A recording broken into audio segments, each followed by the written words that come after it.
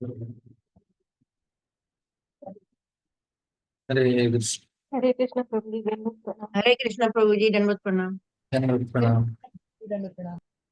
हरे कृष्णा हरे प्रभु जी। कृष्णा प्रभु जी, दंडवत प्रणाम।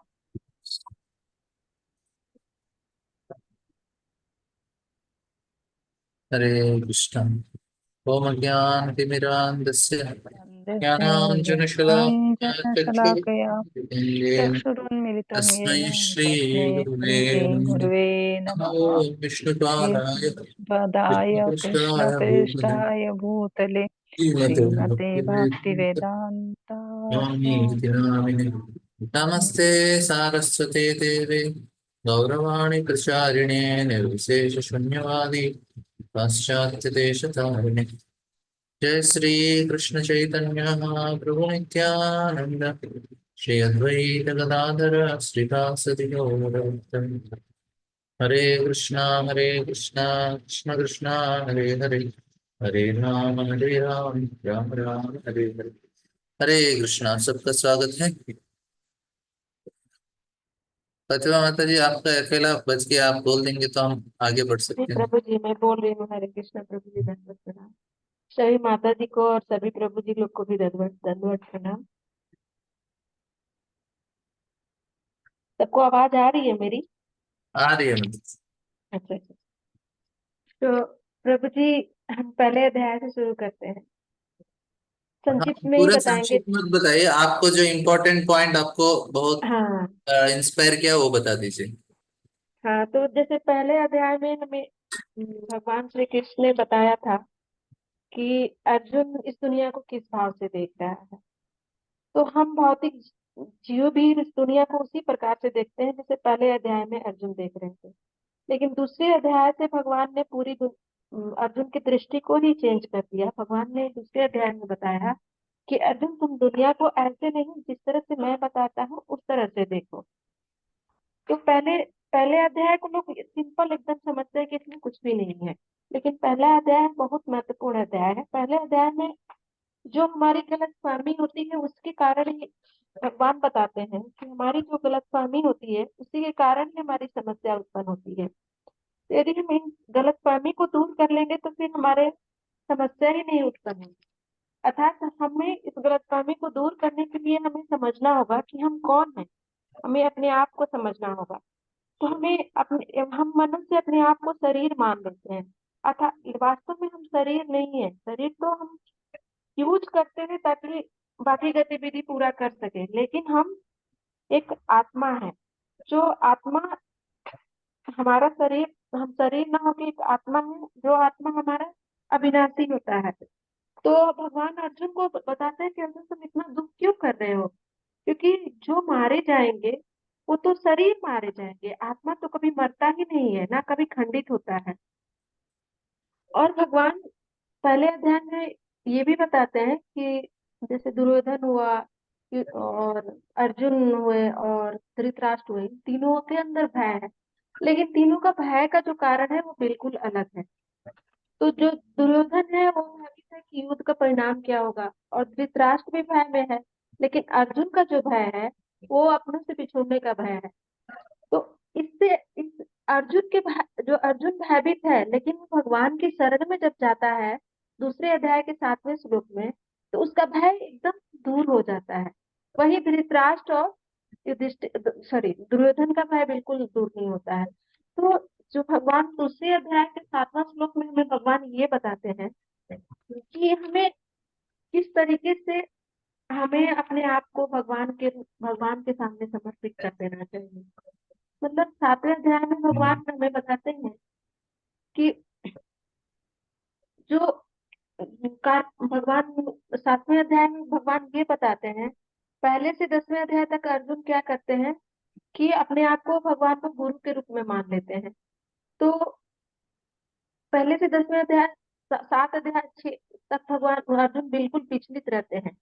वो पूरा अब बहुत परेशान रहते हैं वो, क्योंकि वो युद्ध के परिणाम से फाइनली 7वें अध्याय में वो भगवान को बोलते हैं कि कार्पण्य दोषे पहत स्वभाव पृच्छामि त्वाम धर्म सुमूढ़ चेता यस्य च स निश्चितम ब्रूहि तन्मे शिष्य सेहम साधि माम त्वाम प्रपन्ना। अर्जुन अपनी दुर्बलता के कारण उनको समझ में नहीं आ रहा है कि क्या सही है और क्या गलत है, और उनको कुछ भी पता नहीं चलता। इसलिए वो भगवान को अपना गुरु मान लेते हैं और वो भगवान से बोलते हैं कि हे कृष्ण, मेरे लिए जो श्रेय है, मेरे लिए जो श्रेष्ठ है वो आप मुझे बताइए। मैं आपको अपना गुरु मान लिया हूँ और मैं अब आपका शिष्य हूँ, और जो मेरे लिए उचित है वो आप मुझे निश्चित रूप से बताइए और मैं ये सुनूंगा। तो यहाँ पे प्रभु जी हमें यही हमें समझ में आता है कि एक साधारण व्यक्ति में और अर्जुन में। साधारण व्यक्ति अपनी समस्याओं के साथ उलझता रहता है, उसके साथ जूझता रहता है, लेकिन फिर भी वो भगवान को, मतलब भगवान के शरण में नहीं जाता है। लेकिन अर्जुन, उनको समझ में नहीं आ रहा था कि उन्हें क्या करना चाहिए। वो पूरी तरह से दुविधा में थे, द्वंद में थे। उन्होंने सोचा कि अब मेरे से कुछ नहीं होने वाला है, जो भी है भगवान ही है। उन्हीं के शरण में जाने से मेरी समस्याओं का समाधान होगा। तो अर्जुन भगवान के शरण में जाते हैं तो भय से बाहर आ जाते हैं, लेकिन वहीं धृतराष्ट्र और दुर्योधन अभी भी उसी भय में झेल रहे हैं, पड़े हुए हैं।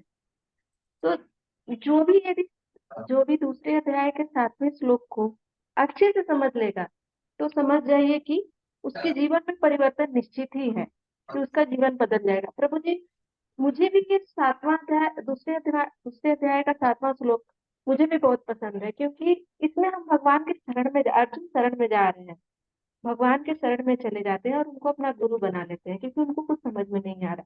तो इसी तरह से हमें भी जो भी हमारी समस्याएं हैं, हम भी विचलित होते हैं, हम भी परेशान होते हैं।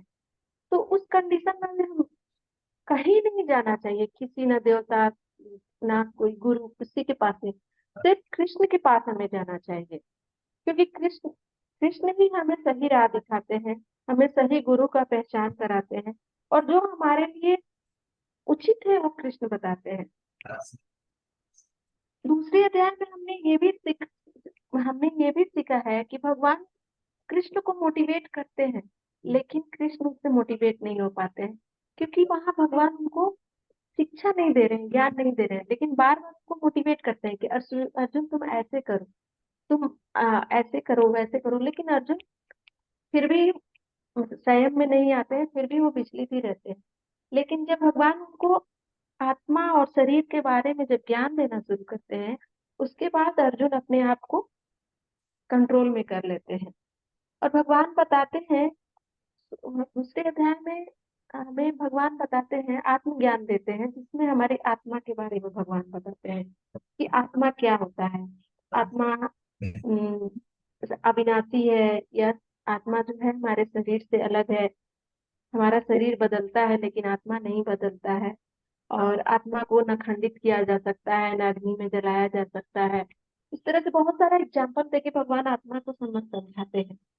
फिर उसके बाद हमें बताते हैं कि उसके बाद भगवान बताते हैं कि कर्म कैसे करना है। सकाम कर्म, काम और निष्काम कर्म बताते हैं भगवान। तो सकाम सकाम कर्म को भगवान बताते हैं कि जो इंसान फल की इच्छा से अपना कर्म करता है वो सकाम कर्म हो गया।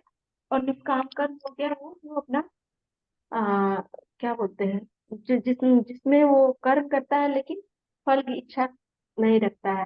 तो कहीं ना कहीं निष्काम कर्म योग को हम भगवान बुद्धि योग भी बोलते हैं कि हे अर्जुन, तुम बुद्धि योग से काम करो।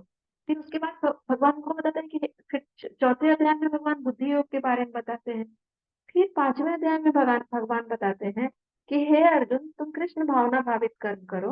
मतलब 5वें अध्याय में हमें बुद्धि योग और ज्ञान योग दोनों बताते हैं भगवान, कि कैसे कृष्ण भावना भावित होकर कर्म करना चाहिए और किस तरह से हमें ज्ञान योग भी करना चाहिए। 6वें अध्याय में भी ज्ञान योग बताया है।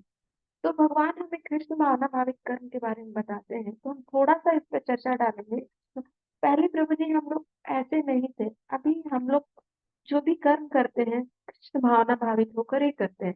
पहले क्या था कि हम अपने लिए खाना बनाते थे, हम सारे काम अपने लिए करते थे, लेकिन अभी हमारे अंदर थोड़ी सी, मतलब पूरी तरह से तो नहीं आई है, लेकिन ज्यादातर हम कोशिश करते हैं कि कुछ भी हम करें तो भगवान के लिए ही करें, उनकी खुशी के लिए करें।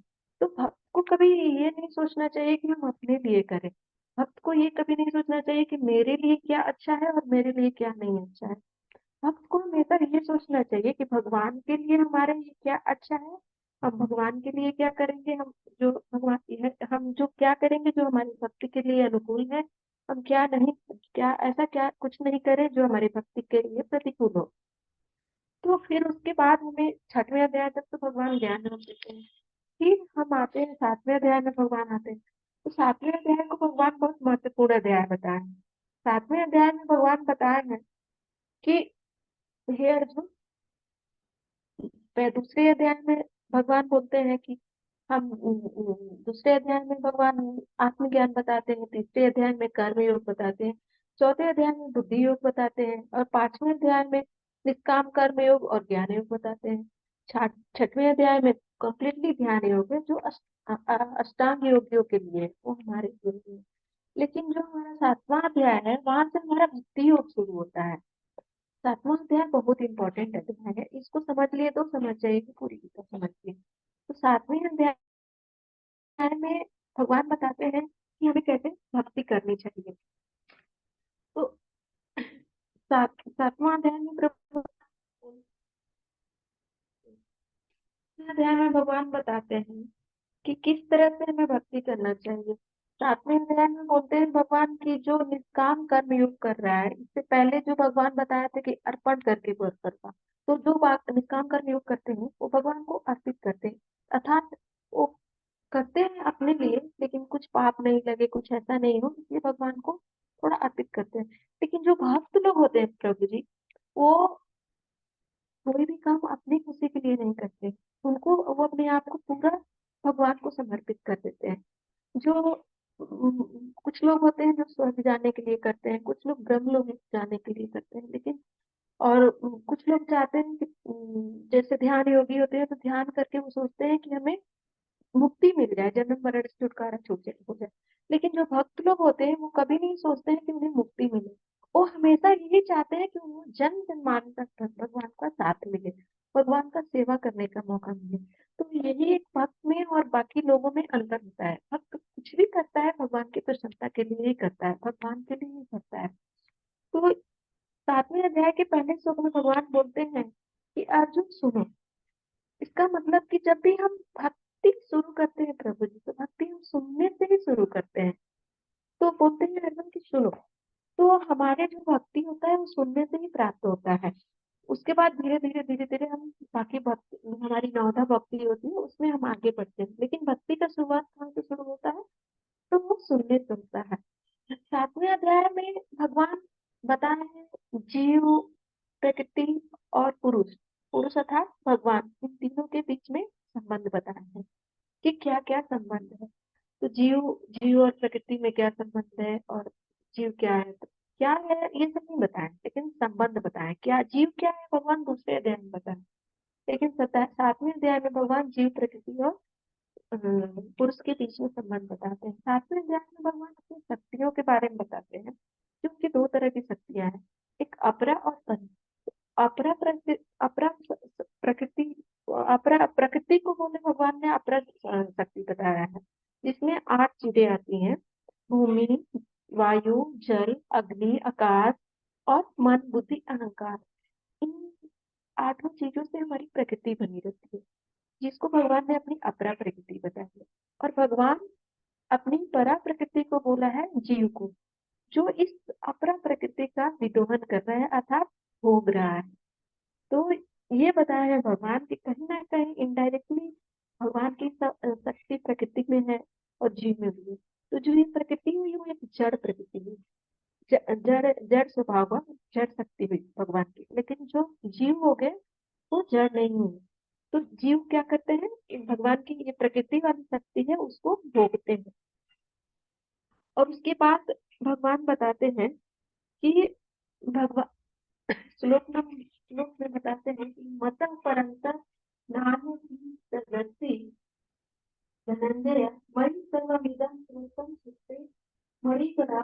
ये धनंजय मुझसे श्रेष्ठ सत्य नहीं है, जिस प्रकार आवाज से क्लियर नहीं माला। है।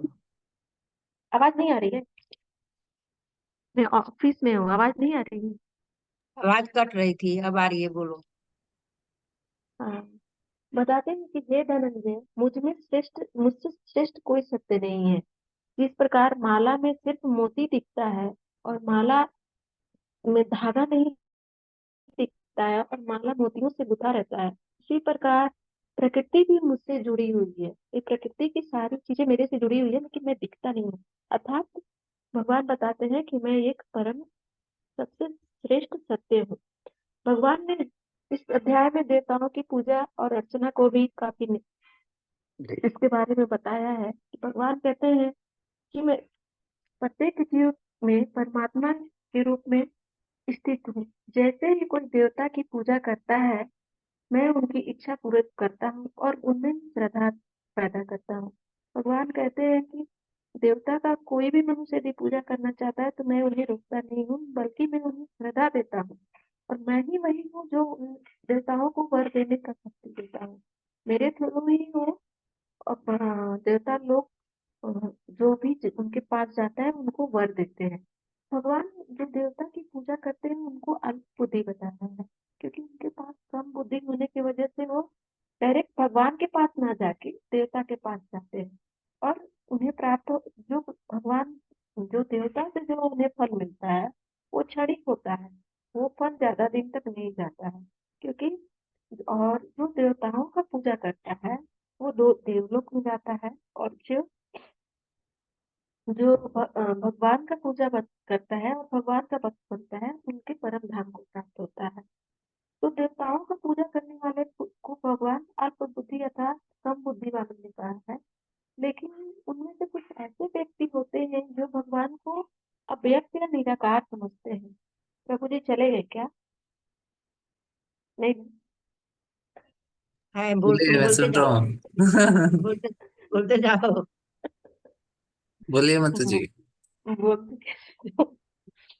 तो जो जो देवताओं की पूजा करते हैं उनको भगवान अल्प बुद्धि या कम बुद्धि वाले करते हैं। लेकिन कुछ कुछ ऐसे व्यक्ति होते हैं जो भगवान को अव्यक्त या निराकार समझते हैं। उन्हें भगवान क्या कहते हैं? तो उन्हें भगवान बुद्धिहीन कहते हैं। कहते हैं कि एटलीस्ट जो देवता की पूजा करते हैं उनके पास तो कुछ बुद्धि है, लेकिन जो मुझे अव्यक्त और निराकार समझते हैं उनके पास तो बिल्कुल ज्ञान ही नहीं है। वो बिल्कुल बुद्धिहीन व्यक्ति है। और भगवान ये भी बताते हैं 7वें अध्याय में कि मैं मूर्खों के लिए अप्रकट हूँ, मैं उन्हें कभी भी दिखाई नहीं देता हूँ। और 7वें अध्याय में भगवान बताते हैं कि किस तरह के लोग उनके पास आते हैं। 4 तरह के लोग उनके पास आते हैं और 4 तरह के लोग उनके पास नहीं आते हैं। तो 4 तरह के लोग जो उनके पास जाते हैं होते हैं आर्त, अत्यार्थी, जिज्ञासु और ज्ञानी। आदमी जो अपने स्वास्थ्य के लिए जाता है, मतलब कुछ बीमारी है ऐसा है कुछ करके जाता है। अत्यार्थी जो मतलब धन के लिए जाता है उनके पास, लेकिन वो एटलीस्ट जाता तो है। और जो जिज्ञासु है वो अपनी भगवान को जानने के मतलब क्या है, लोगों को देख के जिज्ञासा से जाता है। और ज्ञानी है जो ज्ञान के थ्रू जाता है। तो इन चारों में भगवान ने सबसे श्रेष्ठ ज्ञानी को बताया है कि जो ज्ञानी होते हैं वो सबसे श्रेष्ठ होते हैं। और भगवान ने 4 लोगों को ऐसे बताया है कि जो उनके पास जाते ही नहीं है। तो जिनमें से मूर्ख, निपट मूर्ख, जो बिल्कुल मूर्ख है, और जो मनुष्यों में अधम व्यक्ति है और जिनका ज्ञान माया के द्वारा हरा हुआ है, लाइक मायावादी, और जो जो आसुरिक आसुरिक स्वभाव के व्यक्ति होते हैं। तो ये 4 तरह के व्यक्ति जो होते हैं वो भगवान के पास नहीं जाते हैं। तो और बताते हैं कि भगवान के पास जाने के अलग अलग मीडियम है, अलग अलग माध्यम से जाते हैं। तो कुछ लोग देवी देवता का पूजा करके भी करते हैं, लेकिन कहीं ना कहीं वो भगवान के पास ही उनका जाता है, क्योंकि जो देवी देवता को पूजा करते हैं वो भगवान क्या करते हैं कि उनको शक्ति देते हैं। जैसे कोई गणेश जी के पास गया तो बुद्धि के लिए गया, जैसे सरस्वती जी के लिए गया तो विद्या के लिए गया। तो भगवान ये सब उनकी इच्छा भगवान ही पूरा करते हैं। तो कहीं ना कहीं वो इनडायरेक्ट रिलेशन होता है। फिर उसके बाद प्रभु जी 8वें अध्याय में भगवान हमें बताते हैं हमारे लक्ष्य के बारे में, कि हमें उन्होंने हमारे लक्ष्य के बारे में बताया है कि हमें क्या करना चाहिए, कैसे हमें भगवत प्राप्ति होगी अर्थात भगवान की प्राप्ति होगी। तो 8वें अध्याय के शुरुआत में अर्जुन के मन में कुछ प्रश्न था जिन्होंने भगवान से पूछा। अर्जुन से भगवान ने पूछा, मतलब पूछा, तो हमको लगता है शायद 8 प्रश्न थे जो अर्जुन पूछते हैं कि ब्रह्म क्या है, आत्मा क्या है, सकाम कर्म क्या है, ये बहुत भौतिक जगत क्या है, देवता क्या है, आदि यज्ञ क्या है। और ऐसे एक और पूछता कि शरीर कैसे प्राप्त होता है। और भगवान अर्जुन जो लास्ट प्रश्न पूछते हैं जिसमें बोलते हैं कि प्रयाण काले च कथम सेति नित्याम मीरा स। अर्थात मृत्यु के समय भक्ति में लगे रहने वाले व्यक्ति आपको कैसे जान पाते हैं। हे कृष्ण, मृत्यु के समय भक्त के साथ क्या होता है, मरने के बाद क्या होता है। तो भगवान बाकी 7 क्वेश्चन का आंसर तुरंत 2 श्लोक में ही दे देते हैं, लेकिन ये जो पूरा 8वां अध्याय है, भगवान ये लास्ट जो लाइन है प्रयाण काले, उस पे सारा बताए, उसका आंसर देने में भगवान ने पूरे 8वें अध्याय ले लिए। तो भगवान कहते हैं, भगवान इस समझ बताते हैं अर्जुन को इस समस्या का समाधान करते हुए 8वें अध्याय के 5वें श्लोक में, अंत काले च मामेव स्मरं मुक्त्वा कलेवरं यः प्रयति संभावं याति नास्तस्य तत्र संशयः। हे अर्जुन, जो जीवन के अंत में केवल मेरा स्मरण करते हुए शरीर को त्याग करता है, वह तुरंत मेरे स्वभाव को प्राप्त करता है। भगवान ये कहते हैं कि जो जीवन के अंत समय में उनको याद करता है, वो तुरंत उनके स्वभाव को याद करता है। भगवान ये नहीं करे कि वो भगवान बन जाता है, ये वो उनके स्वभाव को प्राप्त करता है, उनके सामीप्य को प्राप्त करता है। इसमें कोई भी संदेह नहीं है कि जो भगवान को अंत काल में स्मरण करेगा उसको भगवान का स्वभाव प्राप्त नहीं होगा। तो अंत काल में श्री कृष्ण का स्मरण सभी व्यक्ति से नहीं हो सकता।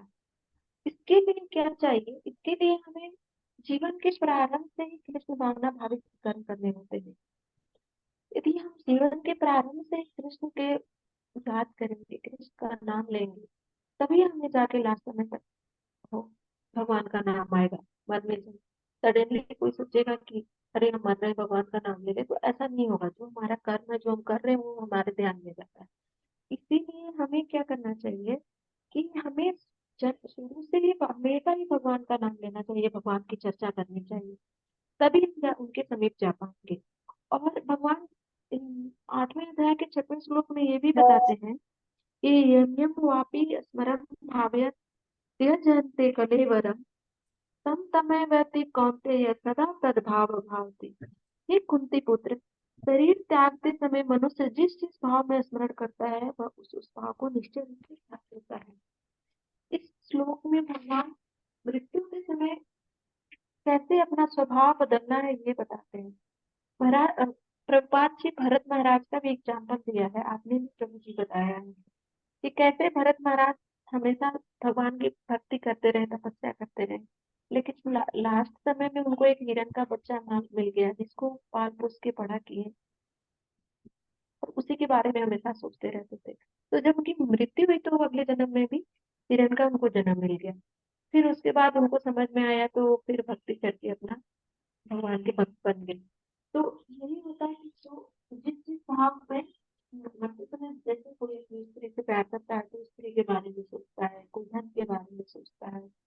तो जो जिस जिस भाव में मरेगा वो स्त्री के बारे में सोचेगा तो स्त्री बन जाएगा, स्त्री का जन्म लेगा। तो इंसान को तो अपने जन्म के बारे में इसी समय ही पता चल जाता है कि उसको क्या बनना है, क्योंकि उसके सोच से पता चलती है कि वो अगला जन्म क्या चीज करेगा। तो इसलिए भगवान हमें हमेशा भगवान के बारे में ही सोचना चाहिए, भगवान का नाम लेते रहना चाहिए। यदि हम शुरू से ही भगवान का नाम लेंगे तो हमें मरते समय में भगवान का ही नाम आएगा, दूसरा कुछ नहीं है। और इस बात को साथ भगवान करने के साथ में लोग में भी कुछ बताते हैं जिनको बहुत जरूरी है। तस्मात् काले माम अग्निस्वरं युध्यस्य मत्व्यक्ति लोभति मामे वैसे रक्षते। हे अर्जुन, हमें कृष्ण रूप में सदैव मुझे चिंतन करना चाहिए और साथ ही मेरा ध्यान करते हुए तुम्हें युद्ध करना चाहिए तथा अपने मन और बुद्धि को मुझ में स्थिर करके तुम निश्चित रूप से मुझे प्राप्त कर सकते हो। तो अर्जुन बताते हैं भगवान बताते हैं, हे अर्जुन, तुम्हें हमेशा मेरा स्मरण करना चाहिए। तो इस भगवान इस बात सिर्फ अर्जुन को ही नहीं बताते हैं, ये भगवान हमें अर्जुन के थ्रू हमें भी बताते हैं कि हमें किस तरह से भगवान का स्मरण करना चाहिए और कैसे हमें काम करना चाहिए। हमें काम करना चाहिए, ऐसा नहीं है कि हमें चुपचाप बैठे रहना चाहिए, लेकिन सारा काम करते करते हमें भगवान का स्मरण करते हुए ही हमें भगवान को हमें सारा काम करना चाहिए। और भगवान ये सब 8वें श्लोक में भगवान हमें बताते हैं कैसे हमें क्या करना है, कैसे हमें मरते समय भगवान का स्मरण करना है। तो बहुत बहुत सारी बातें बताए हैं प्रभु जी, मैं इसमें बताती हूँ। फिर 9वें अध्याय में भगवान हमें गुह्य ज्ञान बताते हैं, जो राज विद्या के बारे में बताते हैं।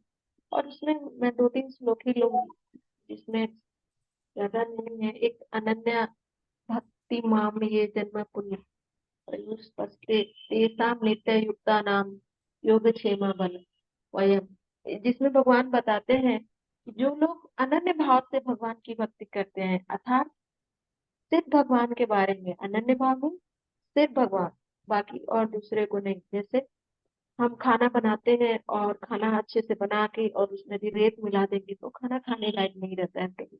उसी तरह से हमें वैसे ही भक्ति करनी चाहिए जिसमें सिर्फ कृष्ण भक्ति हो। भक्ति तो सिर्फ कृष्ण की ही जाती है, देवताओं की तो भक्ति की ही नहीं जाती है, देवताओं की तो पूजा की जाती है, लेकिन भक्ति तो सिर्फ कृष्ण की होती है। तो भगवान कहते हैं कि जो अनन्य भाव से मेरे दिव्य स्वरूप का ध्यान करते हुए निरंतर मेरा पूजा करते हैं, उनकी जो आवश्यकताएं होती है वो मैं ही पूरा करता हूँ, और उनके पास जो भी चीजें हैं और उनकी रक्षा भी मैं ही करता हूँ, और उनका क्षमा भाव भी मैं ही ले लेता हूँ। तो इसलिए हमें भगवान की निरंतर भक्ति करते रहनी चाहिए। और उसके बाद भगवान 9वें अध्याय में बताते हैं कि हमें भगवान का प्रेम कैसे प्राप्त होता है। तो यदि हमें भगवान के प्रेम चाहिए तो उसके लिए हमें ये समझना चाहिए कि भगवान इस दुनिया में के कार्यकाल में पूरी तरह से भाग लेते हैं।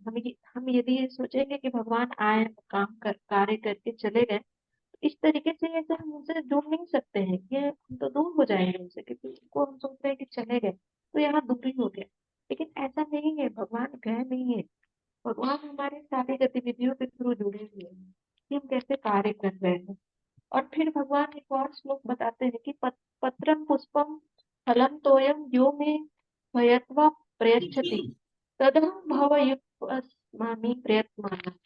यदि कोई प्रेम तथा भक्ति के साथ मुझे पत्र, पुष्प, फल या जल प्रदान करता है तो मैं उसे स्वीकार करता हूँ। भगवान ऐसा नहीं कहते हैं कि मुझे तुम 56 भोग ही लगाओ, मुझे तुम फूलों की बहुत सारी माला ही दो। हाँ, तुम्हारी शक्ति है तुम उतना करो, लेकिन यदि तुम प्रेम, भगवान, क्योंकि भगवान प्रेम के भूखे हैं, भगवान भाव के भूखे हैं, भगवान धन और इन सब चीजों के भूखे नहीं हैं। तो भगवान चाहते हैं कि तुम प्रेम और भक्ति से मुझे एक पत्र भी दोगे तो मैं उतना ही खुशी से स्वीकारूंगा जितना तुम चाहोगे, तो बाकी सब कुछ जितना ज्यादा हो 56 भोग भी लगाओगे तो इसमें कोई फर्क नहीं होगा। और फिर भगवान बताते हैं कि और फिर भगवान प्रभु जी, इतना ही हाँ था। माता और जी। फिर भगवान हम इस भागवत गीता से प्रभु जी एक चीज हम तो अपनी जिंदगी में ये उतार लिए कि भक्ति में आने से पहले हमारे मंदिर में देवी देवता सब कुछ थे, लेकिन मैं जैसे ही भक्ति में आई कृष्ण की अनन्य भक्ति करने लगी प्रभु जी। और किसी देवता की मैंने कभी पूजा अभी अभी नहीं करते हम वहाँ प्रभु जी। हम घर परिवार हमारी कुछ परंपरा चली आ रही है, उसकी वजह से जैसे आपने कहा कि आज पूर्वजों नहीं से आ रही है। हरे कृष्ण। हाँ, हरे किसी की कॉल आने लगी थी तो ओके, तो बहुत अच्छा प्रभु बोली, जी चलो ठीक है। प्रतिभा माता जी वर्किंग जॉब करती हैं, पहले घर का काम करती हैं, फिर जॉब करने के लिए जाती हैं, फिर अपना जब करती हैं, आते समय रास्ते में सुनती हैं। इतना मुश्किल से वो उनका मतलब बहुत जिम्मेदारी है घर में उनका। उसके बावजूद भी माता जी रेगुलरली क्लास में आती हैं। मैं देखता हूँ वो ऑफिस में बैठ के भी सुनती रहती हैं, प्रयास करती हैं। इतना अच्छा से सुनना नहीं होता है, फिर भी अ, माता जी बहुत मुश्किल से मतलब अभी कोई कंप्लेंट नहीं कर सकता है कि हम भक्ति नहीं कर सकते, क्योंकि प्रतिभा माता जी की हालत देखने के बाद बोलेंगे माता जी इतना जिम्मेदारी है घर में, बहुत लोग हैं उनको सेवा करने के लिए। उनके भाई भी थे वो जो थोड़ा बीमार थे, उनका देखभाल कर रही थी और घर का काम करती हैं और जब करती हैं फिर ऑफिस जाती हैं, फिर आने के बाद फिर से घर का काम करना पड़ता है। इतना आसान नहीं है। कोई एक चीज करेंगे, बोलेंगे भक्ति करेंगे और घर का काम करेंगे, जॉब नहीं कर सकते। लेकिन सारा चीज एक साथ करना और उसके बाद भी क्लास में आ जाना, ये क्लास ट्राई करना, अटेंड करते हैं। नॉर्मली वो डायरेक्टली अटेंड करेंगे ना, आप देखेंगे हर रोज वो क्वेश्चन पूछ सकती हैं, लेकिन वो डायरेक्ट अटेंड नहीं कर पा रही है, जितना होगा उतना सुन रही है, इसलिए क्वेश्चन नहीं पूछ पाती। पहले ऐसा होता था कि हर रोज अटेंड करती तो हर रोज उनका क्वेश्चन होता था, मतलब बहुत अच्छे से सुनती हैं। अभी उनका थोड़ा टाइम टाइट हो गया, फिर भी आगे जाके उनको भगवान अच्छा दे देंगे। तो हम आशा करेंगे प्रतिभा माता जी हमारे क्लास में पार्टिसिपेट करेंगे तो अच्छा अच्छा क्वेश्चन सुनने को मिलेगा आप लोगों को। अभी हमको क्वेश्चंस कम होते हैं, लेकिन माता जी का क्वेश्चन बहुत अच्छा रहता है। थैंक यू माता जी, आपने इतना मुश्किल से समरी किया, इतना कम आपको टाइम भी अरे इतना नहीं कितना है। प्रिविलेज, थैंक यू आपके लिए समझिए, आपने इतने अच्छे से बताया है कि सुन सुन के हमारा ऐसे हो गया। आप बहुत आप अच्छे से आपने अटेंड करती तो आपका प्रेजेंटेशन अलग ही होता है। अभी आपने ऐसे देख के बोला है, लेकिन आपका प्रेजेंटेशन पहले आपने बताया था लास्ट टाइम, बहुत अच्छा बताया। अभी भी जी अच्छा है, अभी तो प्रभु जी। सिर्फ समरी किया, लेकिन आप रेगुलर का क्लासेस का जो अलग बताते हैं, तो जी फ्यूचर जी। में हम आपका समय अच्छा हो जाएगा। और आपको हम आशा करते हैं आपको ज्यादा समय मिलेगा और आप आराम से बैठ के क्लास सुनेंगे। जी प्रभु फिर जी। सब कुछ अच्छा हो जाए। हरे थैंक यू कृष्ण, माता जी। Thank you. तो हम लोग अभी नया अध्याय शुरू करेंगे, हमारा 10वां अध्याय, बहुत महत्वपूर्ण। अभी हमने आधा भगवत गीता अभी तक हमने पढ़ाई कर हमने किया है। अभी दूसरा आधा अध्याय, दूसरा आधा भगवत गीता है, हमें पढ़ना चाहिए, समझना चाहिए। तो इसके लिए हम लोग हाँ, इधर भगवान बोलते हैं, भूय एव महाबाहो शृणु मे परमं वचः यस्य हम प्रियमाणाय मक्षामि हितकार्ये। श्री भगवान ने कहा, हे महाबाहो अर्जुन, और आगे सुनो, क्योंकि तुम मेरे प्रिय सखा हो, अतः मैं तुम्हारे भलाई के लिए ऐसा ज्ञान प्रदान करूंगा जो अभी तक मेरे द्वारा बताया गया ज्ञान से श्रेष्ठ होगा। तो इसलिए ये अभी 9वां अध्याय भगवान बोल रहे हैं राज विद्या है, लेकिन इधर बोल रहे हैं उससे भी श्रेष्ठ ज्ञान है। और ये बहुत, हालांकि भगवान बहुत सारा चीज बताना चाहते हैं, लेकिन बता नहीं पा रहे हैं। क्यों नहीं बता पा रहे हैं? क्योंकि लोगों को इंटरेस्ट नहीं है, बस यही बात है। मतलब भगवान बताना चाहते हैं, लेकिन लोगों को उसमें रुचि होनी चाहिए ना। अभी मैं बाहर जाके बोलूंगा हम लोग भगवत गीता का क्लास करेंगे, बाहर क्यों, हमारे जूम में हमारे ग्रुप में 200 लोग रहेंगे, दो ग्रुप है एक्चुअली। एक ग्रुप तो मंदिर का ग्रुप है, एक तो मैं दूसरा ग्रुप है, दो हिंदी का ग्रुप है हमारा, जिसमें अभी दोनों में से निकालेंगे तो 300 400 तो आराम से हो जाएंगे। इसमें से हम आते हैं 20 लोग। तो इसका क्या मतलब है कि लोगों को ज्यादा कुछ लोगों को इंटरेस्ट है, एटलीस्ट इतना लोग तो ज्वाइन तो हो गए। आना तो एटलीस्ट इतने लोग ने इंटरेस्ट तो दिखाया, बाकी लोग तो इंटरेस्ट भी नहीं होता उनको। ये बात है कि लोग इतना दिलचस्पी नहीं दिखाते भगवान के बारे में सुनने के लिए। तो भगवान ये विषय जानते हैं कि मैं अपने बारे में बताऊंगा, लोगों को इंटरेस्ट कहाँ होगा।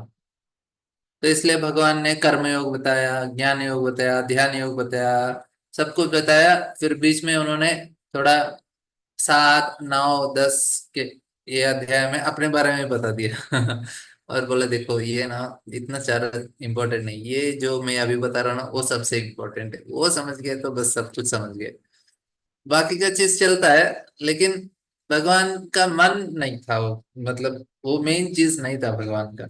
मेन चीज तो अभी बता रहे हैं। कोई जीव का तीन हमारे प्रवृत्ति होते हैं। एक होता है कि हम लोग ज्ञान का प्राप्ति के लिए प्रयास, सॉरी, चेतना है, कार्य करते हैं हम लोग। दूसरा है हम लोग ज्ञान का अर्जन करते हैं, हम ज्ञान प्राप्त करना चाहते हैं। और तीसरा है प्रेम करना चाहते हैं। कार्य करते हैं इसलिए कर्म योग है, ज्ञान प्राप्त करते हैं इसलिए ज्ञान योग है, और प्रेम प्राप्त करना चाहते हैं, प्रेम के साथ रहना चाहते हैं, इसलिए भक्ति योग है। भक्ति मतलब प्रेम के साथ व्यवहार करना, वो भक्ति होता है। समझ रहे हैं? तो इसलिए क्योंकि इन तीनों में से हम देखेंगे, कर्म, ज्ञान, कार्य करना, ज्ञान का अर्जन करना और प्रेम, इन तीनों में से कौन सा सर्वश्रेष्ठ है? प्रेम। इसलिए भक्ति योग श्रेष्ठ है। उसके अनुसार हम जाएंगे तो हमको समझ में आएगा कि भक्ति योग श्रेष्ठ है इन तीनों में से। इसलिए हम लोग भक्ति योग करने का प्रयास करते हैं। भक्ति योग मतलब उसमें प्रेम का आदान प्रदान होना चाहिए, भगवान के प्रति हमारा प्रेम होना चाहिए। समझ रहे हैं? इसलिए हम इस योग को, भक्ति योग को करने का प्रयास करते हैं, जिधर भगवान के पास हमारा प्रेम मतलब संबंध होना चाहिए, है ना। तो जब हम भगवान के साथ, किसी के साथ प्रेम का व्यवहार करना है तो उनके साथ संबंध रखते हैं। पहला, अभी कोई मंदिर को गया मैं, नहीं तो कोई ऐसे हमको पार्टी में गए तो कोई मिल गया। अभी पहला चीज, उस व्यक्ति के साथ संबंध स्थापित करना है तो क्या करना चाहिए मुझे? उसका नाम जानना चाहिए। कहाँ से शुरू होता है? नाम से शुरू होता है। हम जाके उनका नाम पूछेंगे, आप कौन है, आपका नाम क्या है, कहाँ रहते हैं। अभी उनके बारे में डिटेल्स बाद में जानते हैं, है ना। तो उसी प्रकार हमको प्रेम स्थापित करना है तो भगवान कृष्ण ही एक व्यक्ति हैं जिनसे हम प्रेम के साथ संबंध स्थापित कर सकते। तो पहले उसका नाम, तो इसलिए उनका नाम लेते हैं बैठ के आराम से, हरे कृष्ण कृष्ण कृष्ण हरे हरे, हरे राम राम राम हरे हरे। तो पहले कहाँ से शुरू होता है? नाम से शुरू होता है संबंध। और सबसे गहरा संबंध को हम प्रेम बोलते हैं। ये तो प्रेम का संबंध है, मान दे, उसका दिल दे दिया। तो हमें भी भगवान कृष्ण को अपना दिल देना चाहिए। हम ना भौतिक संसार के चीजों को, इसलिए क्यों इतना ज्यादा हम लोग कष्ट करके किसी चीज को बनाते हैं ना, उसमें हमारा मन लग जाता है, भगवान के ऊपर नहीं लगता। अभी मैंने ये घर बनाया और बहुत कष्ट करके घर बनाया, और ईएमआई भर भर के मैंने कष्ट घर बनाया, उसको बहुत सजाया, ये किया वो किया। तो उसके वजह से क्या होता है? घर के प्रति आसक्ति होने का चांसेस हो जाता है। इसलिए बहुत संभाल के हम किसी चीज को, कार्य को करना चाहिए। हमें समझना चाहिए कि कोई चीज मैं कर रहा हूं तो समझना चाहिए कि वो मेरा बंधन का कारण बन सकता है। इसलिए साधना जरूरी है, क्योंकि वो अहंकार आ जाता है उसमें कि मैंने बनाया, मेरा है, मैं मैं मैं किसी से कम नहीं हूं। उसका भी घर है, मेरा भी घर है, तो मैं भी क्या कम का है। तो इस प्रकार से हमारा सर के ऊपर चढ़ जाता है ये सारा चीज। घर रहना गलत नहीं है, अहंकार बनाए रखना गलत है, क्योंकि वो फंसाता है ना हमको इस दुनिया में। कौन व्यक्ति है जो संन्यास लेके जा सकते हैं, हिमालय में तपस्या कर सकते हैं? जिनके पास कुछ अहंकार ही ना हो, वो व्यक्ति कर सकता है। लेकिन अहंकार है, वो हमें रोक देता है, जाने नहीं देता आगे। बहुत सतर्क रहना चाहिए इस अहंकार से। लेकिन अफसोस है कि हम सभी लोग फंसे हैं उसमें। ये शरीर कैसे आया? अहंकार की वजह से आता है। सारा जो चीज मेरे साथ आगे पीछे, मैं, मेरा परिवार, मेरा शरीर, मेरा नाम, मेरा कमाई, मेरा घर, ये वो सारा चीज ये वस्तु कैसे हमको पकड़ के रखे हैं? अहंकार के द्वारा पकड़ के रखे। जब तक हम सोचेंगे ये मेरा है, तब तक मतलब वो अहंकार है। लेकिन जब समझ में आएगा नहीं ये भगवान का तो है ना, तो वो अहंकार चला जाता है। इसलिए हम सोचेंगे ना हम विप्रो न च नरपति ना भी वैश्यो न शूद्रो ना हम वर्णी च गृहपति न वनस्तो इतिर्वा किंतु प्रोक्त निखिल परमानंद पूर्णामृताब्दिभिर गोपेर भरतोर पद कमलयोर दास दासानुदास। मैं तो कोई ऐसा बड़ा आदमी नहीं हूं, मैं तो सिर्फ भगवान के दासों के गोपियों के जो भरत जो कृष्ण है उनके दासों के दास हूं बस। यही मेरा है, भगवान का दास हूं तो भगवान ने घर दिया तो परिवार दिया तो परिवार का सेवा करूंगा, लेकिन वो भगवान को प्रसन्न करने के लिए करूंगा। भगवान ने मुझे कुछ जिम्मेदारी में रखा तो वो भगवान के सेवक के रूप में करूंगा, ना कि मैं अपने अहंकार के वश में करूंगा। अपने कार्यों के लिए चार प्रकार के मोटिवेशन रहते हैं। कोई कार्य कर रहा है तो उसको लगेगा कि हाँ ये चीज मुझे प्रोत्साहन देता है कि ऐसे ऐसे करना चाहिए। पहला होता है, हमने पहले बहुत बार चर्चा किया है, पहला होता है लोग कार्य करते हैं भय के वजह से, नहीं किया तो क्या होगा। बच्चों को हम सिखाते हैं, भय से सिखाते हैं। नौकरी में लोग जाते हैं, अपने जो बॉस है उसके भय से टाइम पे चले जाते हैं, कुछ कार्य करके दे देते हैं। दूसरा होता है इच्छा, मतलब कुछ तो वापस आ रहा है हमको। कोई पैसे के लिए करते हैं, कोई कुछ, हर चीज करते समय उसके पीछे उसके कुछ ना कुछ मतलब होता है उसका, मुझे क्या मिलेगा, इसलिए कार्य करते हैं। तीसरा होता है जिम्मेदारी के वश में, मुझे एक ड्यूटी लगता है, हाँ मुझे करना है, मेरा ड्यूटी है। लेकिन ये तीनों के परे और एक उच्चतम कारण है कार्य करने का, वो है प्रेम। उसके अंतर्गत कार्य करना चाहिए। प्रभु जी डर भी तो है ना? हाँ हाँ। डर भी तो है, डर। हाँ डर में भय के रूप में बोला ना, भय मतलब डर एक ही है ना। अच्छा, हाँ हाँ ठीक डर है तो भय है, मुझे मतलब मैंने शब्द अलग इस्तेमाल किया, है। हाँ हाँ। क्योंकि हमारा हिंदी थोड़ा अलग हिंदी नहीं है। नहीं, भय भी डरे होता है, दोनों शब्द है, सही। तो मैंने संस्कृत का शब्द इस्तेमाल किया, अपने हिंदी का इस्तेमाल किया।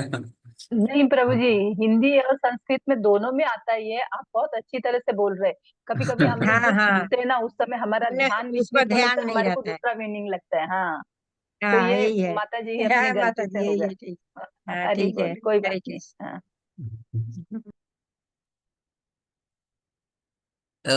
इधर हमारे चार, तो इधर हमारा मोटिवेशन होना चाहिए प्रेम।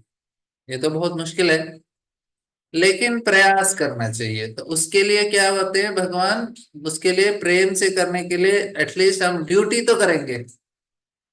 ठीक है, मेरा जिम्मेदारी है थोड़ा बहुत भक्ति करना चाहिए, लेकिन धीरे धीरे ऐसा होना चाहिए नहीं, मुझे भगवान के साथ संबंध चाहिए, प्रेम चाहिए। उसके लिए पहले क्या चाहिए? नाम लेना चाहिए, भगवान का नाम प्रेम से लेने का प्रयास करना चाहिए। पूरा अपना सर्वोच्च विचार करना चाहिए भगवान का नाम लेने में।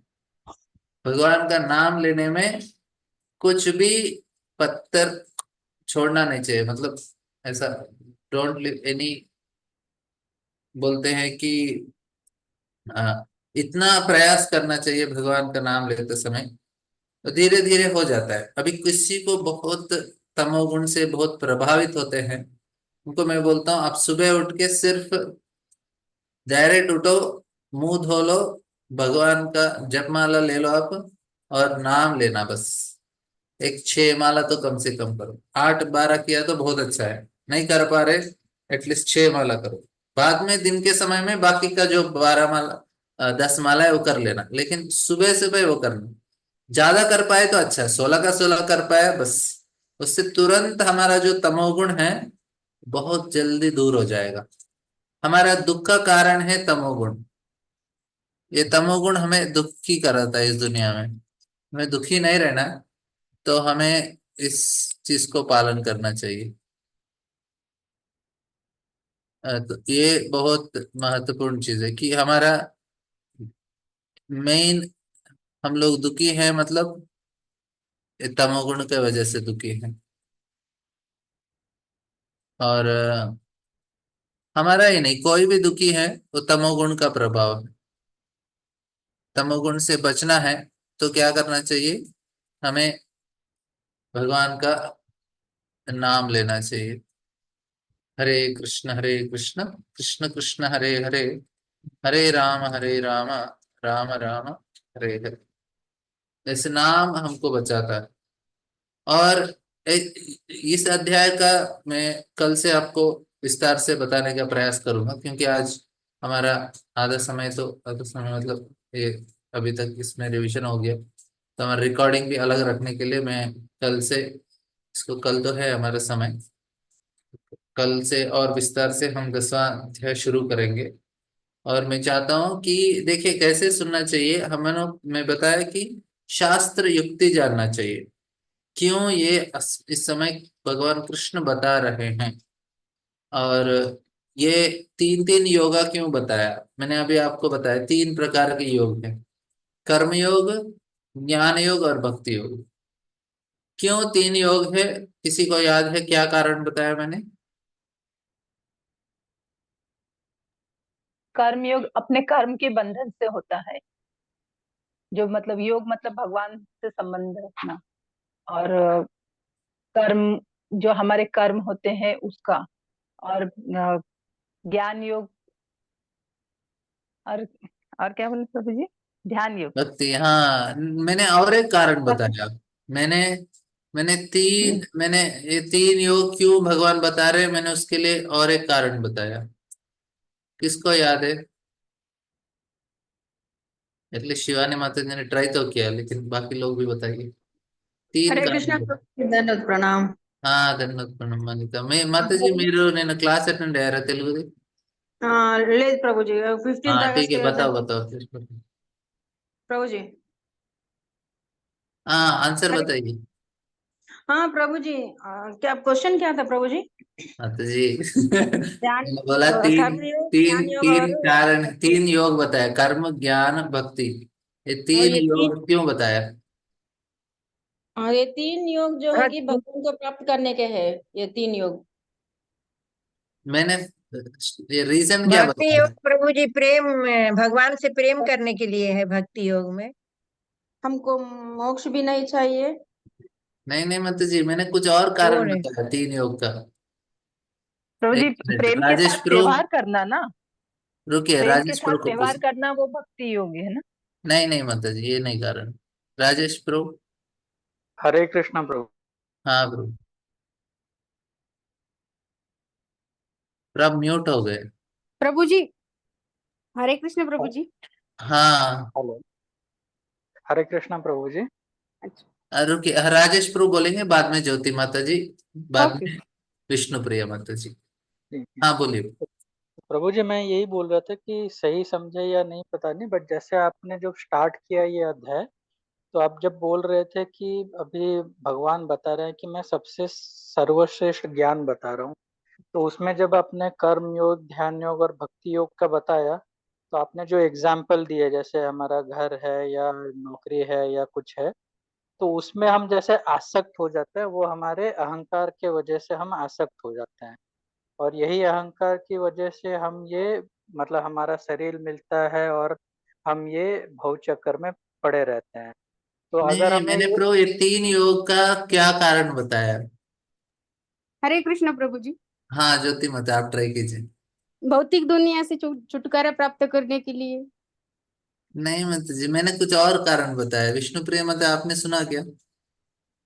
हाँ अरे प्रभु, एक्चुअली ये का भक्ति योग मन सब कुछ छोड़ के भगवान को भक्ति करना, नहीं ये नहीं नहीं मोक्ष नहीं नहीं, आप वो लोग ना, दूसरा मैंने था। जो, हरे कृष्णा प्रभु जी।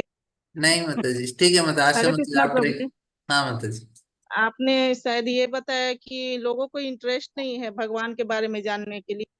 इसलिए नहीं नहीं तीनों ही लोग मंतु जी, पहले बता नहीं दिया। नहीं नहीं नहीं किसी ने नहीं, ठीक से सुना नहीं। अभी मैं फिर से बताता हूँ, ध्यान से सुनिए सभी लोग।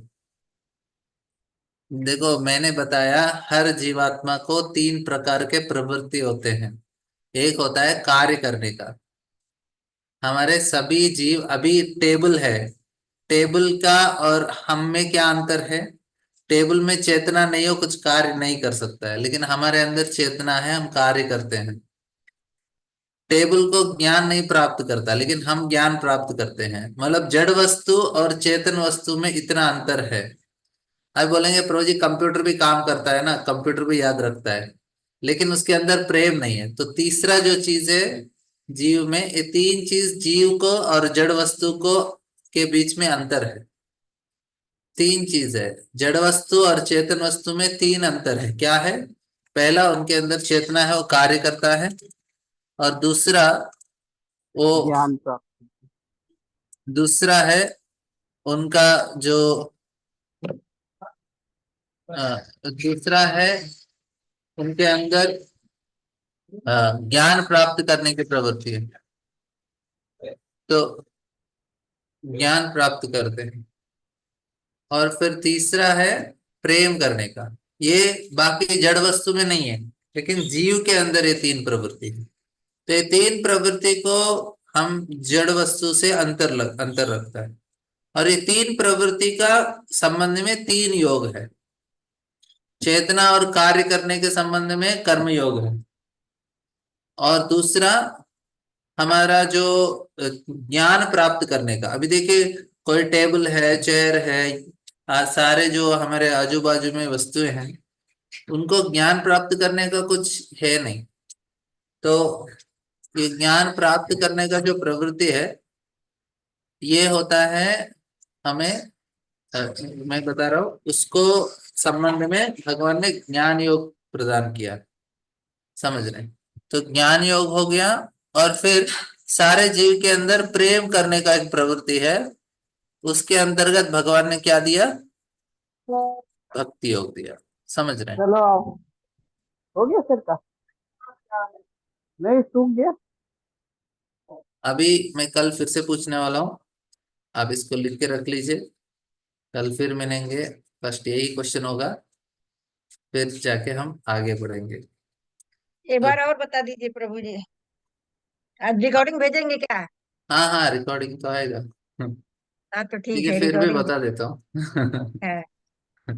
ओ, तो मैं क्या बता रहा था कि जड़ वस्तु और जीवात्मा के अंदर में तीन भेद है। पहला क्या है?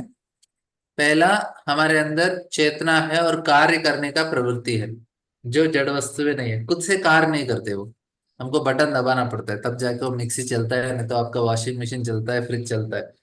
आपने स्विच नहीं डाला तो काम नहीं करेगा वो। हमारे लिए कुछ स्विच की जरूरत नहीं, अपने आप कार्य करते रहेंगे, सिर्फ जगह रहना चाहिए। दूसरा है, मतलब उसके अंदर चेतना है ना, शरीर के अंदर, हमारे लिए कुछ कुछ जरूरत नहीं है, खुद अपने आप से करते रहेंगे। दूसरा है ज्ञान प्राप्त करने का, कुछ ना कुछ हम लोग ज्ञान प्राप्त करने का प्रयास करते हैं।